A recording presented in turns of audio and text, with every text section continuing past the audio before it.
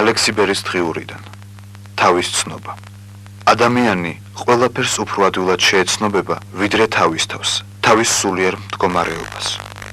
ადვილია იმ საგნის შესწავლა, რომლის ნიადაგი ერთ ბუნებურ კანონზეა დამოკიდებული.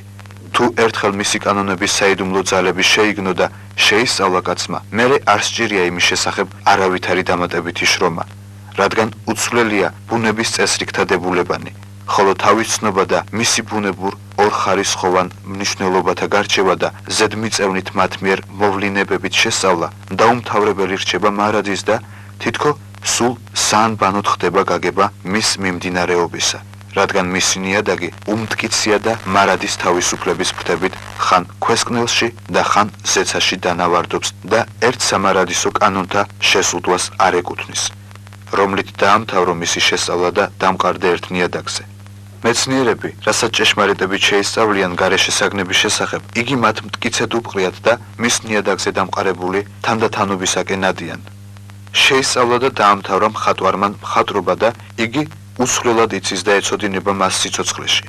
დაამთავრა აკადემია, გინა უნივერსიტეტი, მოსწავლემ და იგი წინსვლას ავითარებს, თორემ უკან აღარ იხევა და ასე როდი ადამიანის სულიერ მდგომარეობის შესწავლის საქმე.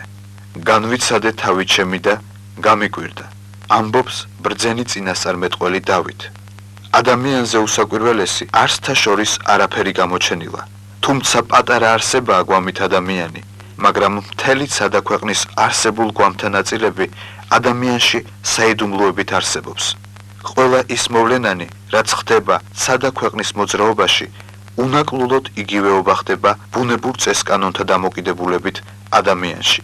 მაგრამ არავითარცა ვარსკვლავ მზეთა და პლანეტათა გვარად ოდენვით არ იგი ბუნებით კანონთა შედეგში კრული გარდაუხდომელად, უგრძნობლად და შეუწუხებლად, არამედ ფრიად რთულად და განსხვავებულად. მით რომ ყოველი ესე ხილულ არსთა ნაწილთ მოვლენანი უგრძნობლად როდი შედეგობენ, ვითარცა ხდება ადამიანის გარშემო ციურ მნათობთა შორის, არამედ შედეგნი თავის ნივთიერ ბუნების კანონში კრულებითნია. გულის საგრძნობლობით და ამ დროს გონებაც ცალკე მსჯელობს და თავისუფლების სამეფოში ნივთიერ მოთხოვნილებათა შედეგებზე შებრძოლება უხდება იმ ნაწილებში, რაც მას არ მოეწონება და უკუაგდებს მათ. ესრეთ ამ ორთა შორის ხან მწუხარებაშია და ხან სიხარულში, ხან ბედნიერებას გრძნობს, ხან უბედურებას, ხან ქვესკნელში აზრთა სიბნელით ვარდება, ხან აზრთა წმინდაობით ღვთიურ სუფევაშია, ხან ძლიერია და ისე ძლიერი, რომ ვითომ სულიერ ძალებში მისი მრე ან მძლეველი არ აგონია. თუ რამე იქნება და ამ დროს დავით წინასწარმეტყველის სიტყვებში თვითსა ჰპოებს ნუგეშს და ამბობს, ვსთქუ განგებულებასა ჩემსა, არა შევიძრა მე უკუნისამდე. მაგრამ ხან ისეთი უიმედოა თავის ძალისა, რომ სრულიად არ ასწამს თავისი ძლიერება, სიმტკიცე და ისევ დავითის სიტყვებს უერთებს თავის გულის ოხრას და მწუხარებით იტყვის, ვსთქუ განკვირვებასა ჩემსა, რამე თუ განმეგდებულ ვარ მე პირისაგან უფლისა. მკითხველო, მიაქციეთ ყურადღება ამ ორ ლექსის შინაარს და გულის ხმა ვყოთ თუ რად პირველში იტყვის, ვსთქუ განგებულებასა ჩემსაო, ხოლო მეორეში ვსთქუ განკვირვებასა ჩემსაო. ყველასათვის ცხადი უნდა იყოს, რომ დავით წინასწარმეტყველის მიერ თქმული ზემო მოყვანილ სიტყვები დაუკვირვებლად უბრალო შემთხვევით ნასროლი როდია, არამედ თითოეული ღრმა სააზრო შემთხვევის შედეგია. ესე იგი, პირველი ეკუთვნის იმ ძალმოსილ დროს, როცა მან შინაგან განგება ჰყო და მტკიცედ ეგონა თავისი განგება, ხოლო მეორე იმ დროს ეკუთვნის, როცა შთავარ და სულიერ ვნებებში და მოაგონდა მისი უძლეველ სიტყვებით თავის დაიმედება. შერცვა, წარედ დაღონდა რამე თუ ხედავს მის შორის თუ ვით არ შეიძრა მისი განგებულ შენობათა კედლები, დაირღვა და შეიმუსრა. ასეთმა საოცარმა ცვლილებამ განკვირვებაში ჩააგდო იგი და დაღონებულმა უნუგეშომ გულისა სიღრმიდან ამოიოხრა შემდეგი, ვსთქუ განკვირვებასა ჩემსა, რამე თუ განმეგდებულ ვარ მე პირისაგან უფლისა. აი, უჭეშმარიტესი ფაქტი საადამიანო შინაარსის შემეცნების შესახებ, რომ მისი შემეცნება თავისადმი უმტკიცესია, უნიადაგოა და არადასანდობი. კიდეც ამისთვის ვთქვი ზემო, რომ მარად საანბანოა ადამიანისთვის თავის სულიერ ძალთა გაცნობის შესწავლა. ასეთ განსაცდელშია ჩვენი სულიერი მდგომარეობა, რომელსაც არა ყოველნი ცნობენ და ვერც იცნობენ, მით რომ ანგარიშს არ აძლევენ მათ მოქმედებას და ცხოვრებაში აზრდაფანტულებით გონება-დამძიმებულნი ბნელ ნისლში ხვეულ არიან. ვერ ვინ განიცდის ვარსკვლავთ მშვენიერ ნათლოვანებას ღამის წყვდიათში თუ არ არის ცა მოწმენდილი და შავღრუბელით გინა ნისლთა სიხშუებით ახსილია ჰაერი. აგრეთვე ვერ ვინ განიცდის თავის შინაგან ცაზე რა ხდება და სულიერ ვარსკვლავ მშვენიერებას, რომელ არს ნათელ ლამპარი გულისხმის ყოფისა ვერავინ დაინახავს, თუ მხოლოდ პირუტყულ აზრით დანთქმულია ცხოვრების გემოვნებაში. რამე თუ მადლი ღვთისა, რომელ არს ლამპარი გულისხმის ყოფისა, დაუთრგუნავს და ყოვლადვე დაუფარავს ხორცის განებიერებით ნეხვთა სიხშუების ნისლოვანებას. აიღეთ მაგალითი შემდეგი. შენ ზიხარ ოთახში, შენ შინ ხედავ სუფთა ჰაერს. ვერ შეგინიშნავს ეს ჰაერი თუ რამე თვალ უჩინო წვრილ ნაწილებით გავსებულია. და ამ დროს სარკმლიდან შემოაშუქა მზემან თავისი ნათელი სხივი და ვითარცაც ისარტყელა გაერტყა ოთახის ჰაერში. რაშიაც ხედავ საოცრად უანგარიშო წვრილ ნამცეცთა ნაწილთ გროვას, რომელნიც წინა უკმოდა სეირნობენ ამ სხივში. დიახ, მხოლოდ ამ სხივში იხილებიან და არა უსხივოდ დარჩენილ ოთახის ჰაერში. ასე გახლავთ ჩვენი შინაგან სულიერი მდგომარეობის საქმეც. თვინიერ ღვთისმადლის სხივმოფენისა, რომელიც მოეფინება ადამიანს სულიერ კეთილმოქმედებით, აზრის მყუდროებით და შინაგან ზნეობრივ მართვა-გამგეობის დაკვირვებით. ვერ ვინ შეიგნებს თავის ნაკლულევანებას, უღირს მოქმედებათა საზიზღრობას და ათასგვარ უზნეო წვრილმანთვისებებით მისი სულიერ ბნელ აზროვნების შეუმჩნეველ ცდომებს. ამის სინამდვილეს კიდევ შემდეგი ნიშნი დაგისაბუთებ. მსოფლიო ცხოვრების არეულ-დარეულის საჭირბოროტო მხელვარება მსგავსია დიდ ნაღვარევ მდინარისა. ამ მდინარეში შთაყავთ თასი, გაავსეთ მით და შთახედეთ, თუ რამე დაინახოთ გარდა მღვრია წყლისა. შემდეგ დასდგით ეს თასი მაგიდაზე და მეორე დღეს შთაიხედეთ თასში. ნახავთ, რომ წყალი დაწმენდილია. ტალახმწვირე, რითაც არეულიყო ნაღვარევი მდინარე, ქვეშე დაძირულა და წმინდა ანკარა წყალი ზეით მოქცეულა, რომელსაშინა შთახედვისთანავე თქვენი სახეც უბიწოთ შიდთაში დაინახეთ. ასეთია საყვარელნო ძმანო ჩვენი ცხოვრების მიმდინარეობაც, ვით არ არეულ-დარეულ ათასგვარ ამაო მოთხოვნილებით მიერ აზრდაფანტულად ამღვრეულ გონებას არა აქვს წმინდა მართლმხედველობა და რასაკვირველია ასეთ პირობების გამო ცდება იგი შეგნება შემეცნებაში. ამისთვის არის ხმაზეციერ სახიერ მამისა, რომ დაგძახის საყვარელ შვილებს. მოიცალეთ და გულის ხმა ჰყავთ, რამე თუ მე ვარ ღმერთი ნათელმეცნიერებისა, ღმერთი ზენარ სუფევით გონების განმაბრწყინვალებელი და თქვენი ტვირთ მძიმე ცხოვრების დაუსრულებელი ნეტარებით უკვდავმყოფელი და ასეთი უდიდესი საქმის შესაძენად მოიცალეთო. ამით ჩვენ ის არ გვინდავს თქვათ, რომ ყოველმა დაუტევოს სოფელი და მოიცალოს დაყუდებით. ეს არც ღმერთს ანებავს და არც მოსავალია ჩვენს ჭკუაში. არამედ ჩვენ განზრახებთ საყვარელ ძმებს, რომ ყველამ ჩაიხედოთ თქვენს სულიერ აზროვნების სარკეში. შემოიკრიბოთ ხანდისხან მაინც გონება, 1-2-3 საათში მყუდროდ გაერთოთ წმინდა აზრებიან ფიქრებში და გაარჩიოთ თქვენს შინაარსში პირუტყ მხეცები, რომელნიც დათარეშობენ თავისუფლად თქვენი კუთვნილების მაღალშობილების წინააღმდეგ დათრგუნვად, ღმერთმყოფელ ციურ თავისუფლებისა და გონიერების ნიჭით ღვთისმსგავსებისა, რათა არასაუკუნოდ გრცხვენოდენ, რომლისთვის ერთხმად ვიტყოდეთ, შენ უფალო გესავთ, ნუ გრცხვენებინ ჩვენ უკუნისამდე.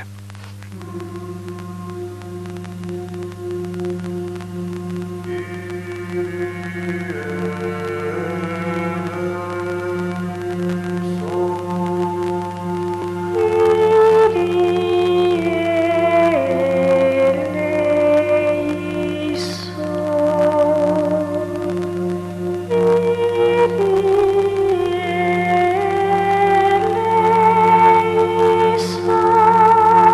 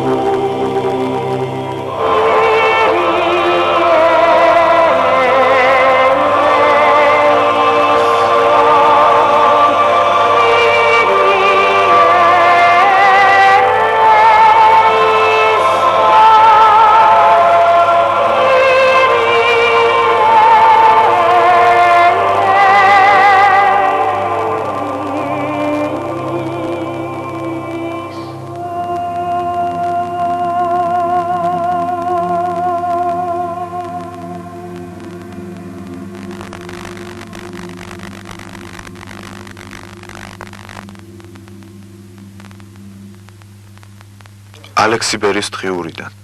სული და ნივთი. თვით ცნობიერების დაბალ საფეხურზე დგას ის ადამიანი, რომელიც თავის თავს, როგორც გონიერ არსებას, უსულო ნივთიერებისაგან ვერ არჩევს. ყველაფერი, რაც ნივთიერების სახელწოდებას ატარებს, ხრწნადია. ნივთი ბუნებით მკვდარი არსებაა და სიცოცხლის აზროვნობა ყოვლად წარმოუდგენელია მის მიერ. ბუნებით მკვდრისაგან სიცოცხლის გაჩენა უბუნებოა და უაზროსაგან აზრის გადმოცება ბუნებურ კანონის წინ მასხარობაა. ნივთს ბუნებად რაც არა აქვს, იმას ვერ წარმოშობს. ამბობენ, კერძოდ ნივთიერებას აზრი არა აქვს, მაგრამ სხეულად შეწყობილ ნივთიერებას აქვს თვისება სიცოცხლე აზროვნებისაო. მაგრამ კაცთა და ნივთს შორის აზროვნების მხრივ განრჩევა რაოდენობითი როდია. თუ შემადგენელი ნაწილი სხეულისა ნივთი ბუნებით მკვდარია და უაზრო, როგორც გნებავთ მიაწყლ მოაწყვეთ, მოაზროვნე სხეულს მაინც ვერ მიიღებ. ჩონგურის სიმები ცალ-ცალკე რომ არ წკრიალებდნენ, როგორც გსურთ გადმოაბად, ერთად ვერ შეახმატკბილებთ. სიცოცხლე, როგორც არა ნივთის ქვემდებარე, ნივთშიაც ციურ სამამულო ბრწყინვალებას იჩენს. ნივთიერ ბუნების სჯულის დებანი კრულებითნი, გინა საზღვარდებითნია, ხოლო სულის სჯულის დებანი, რომელ არს გონებითნი, უსაზღვროებით თავისუფლებს. სულის თავისუფლება შეუკრელ და შემოუსაზღვრელია. სულის მოთხოვნილებანი და მისი თვისებები არიან შექმნულ სამარადისო უკვდავ სურვილით და ეს მისი სურვილი უნივთო თვისებებშია და ხორციელდება მარადის უსაზღრო სისრულისადმი ზეახსავალში. სული უსაზღვროებით ფრინავს. მისი გონებრივი თვალი ჯაჭკრულებით როდია შემოსაზღვრული, მსგავსად ნივთიერ ბუნებისა, არამედ თავისუფლებით აღმავლობს. თუ სული და ნივთი ერთი მატერიალური მემამულია, უსათუოდ ერთ თვისებათა პირობებში ერთი მიმართულება და თანხმობა უნდა სუფევდეს მათში.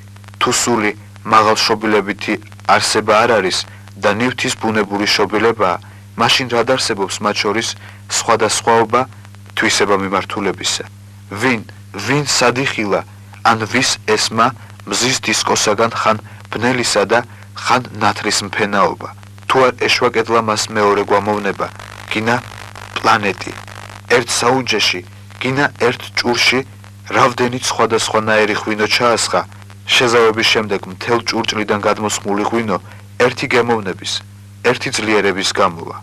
ერთი წყაროდან აღმომდინარე წყალი ყოვლადვე ერთ თვისების და ერთ სანახაობის ცნობას გადმოგცემს. მაშ რა უჭეშმარიტ ეს არს ამასა, რომ მკვდარ ნივთიერებიდან ცოცხალი, აზროვანი სული გამოვყოთ და ერთ ნივთიერ წყაროდან მომდინარეთ არ შევიწყნარ. მრავალს აპრკოლებს ის, რომ სული უხილავია ამბობენ. კაცის სხეული ასო-ასოდ დავსჭერით, მაგრამ სული ვეღარ ვნახეთო. რა დაუკვირვებელი და ბავშვური სჯაა, განაცოტაა ბუნებაში უხილავი, მაგრამ ამავე დროს ყველასათვის სარწმუნო. ვის შეუძლია განიცადოს ხორციელის თვალით, ვინახა ხილულად მოზარდობის ძალა. ყველა ვამჩნევთ და ვიცით, რომ იზრდება ნორჩი ბავშვი სრულ ჰასაკოვნებამდე. პაწიანერგი დიდ ხედ, მაგრამ ეს საიდუმლო მოქმედება გიხილავთ ვისმე. ან შეგიძლიათ მოზარდობითი ფარულ მოქმედების გამოხატვა, ან დასახვა. აი აგერ სიმინდის ყანაა, ჯერ უტარო, ნედლ ფურცლოვანი ღეროებით მოფენილი. ერთი ამ ღეროთაგანი ძირიანად მოვსთხარეთ. ნაკვეთ-ნაკვეთად დავსჭერით, დავლეწეთ, მაგრამ ვერსად რა ვიპოვეთ თვალსაჩინოდ ნიშანი მის შორის მყოფის იმ საიდუმლოებისა, რომელსაც გვპირდება ეს ნედლი ღერო, მაგრამ განაჭკუის მოტყუება არ იქნება, რომ ამ განხილვას დავემყაროთ და ვსთქვათ, ამ ღეროში არაფერი ყოფილა მომავალ ნაყოფის დასამტკიცებელი საბუთი. ვინ არ იცის, რომ მუშაკი ამ ყანისა შრომობს შეუორგულებელ სარწმუნოებით, რომ გამოიღებს ეს ღეროები დიდებულ ტაროებს მომავალ წლის სარჩოდ და მიუხედავად იმისა, რომ ამ წამს მისი მხოლოდ ცალიერი ღეროა, იგი ღრმად დარწმუნებული გულს მოდგინეთ მუშაობს. ახლა მომიგე ურჭმუნოების ეჭვით ტანჯულო ძმაო, ამ სიმინდის ნედლ ღეროში, რომელიც ნაკვეთ-ნაკვეთად დავსჭერით და ვერაფერი ნიშანი ტაროებისა ვერ ვიპოვეთ, თვალსაჩინოდ, რა საიტყვი, ყოფილა თუ არა დაფარულად ის ძალა, ის საიდუმლოება, რომელიც შემოდგომაზე კალოებად დაგროვებული ახარებს მუშაკს. ხედავ ძმაო საიდუმლოებით ფარულ ძალამოსილებას, ჩალის ღეროები ცალკე დარჩა და მის შორის საიდუმლო ნაყოფს ხმულება ცალკე კალოებად მოგროვდა. აგერ კიდევ შებრძანდით ბაღში გაზაფხულის დღეს, გადაავლეთ თვალი ხილნართა ხეობას, ამწვანებულ ფურცლებით დაბურულს, ერთი ამათაგანიც მოვჭრათ და დავაპოთ ნაკუც-ნაკუცად და სწორედ იგივე siმინდის ხეროების დაგვარ ვერას ვიპოვნით შინაგან ამ ხისა, ნიშნად მის მიერ მომავალ ნაყოფთა სახისას, რაც თავის დროზე რტოთას ხმულ სიმდიდრე ხის ჩვენიერება ახარებს თვალთა. Რაღა ასე თითო-თითოდ მოგაბეზროთ თავი. ნუ თუ მთელი სამეფო მცენარეთა ამ საიდუმლოებით არ არის გადაშლილი ჩვენს თვალწინ.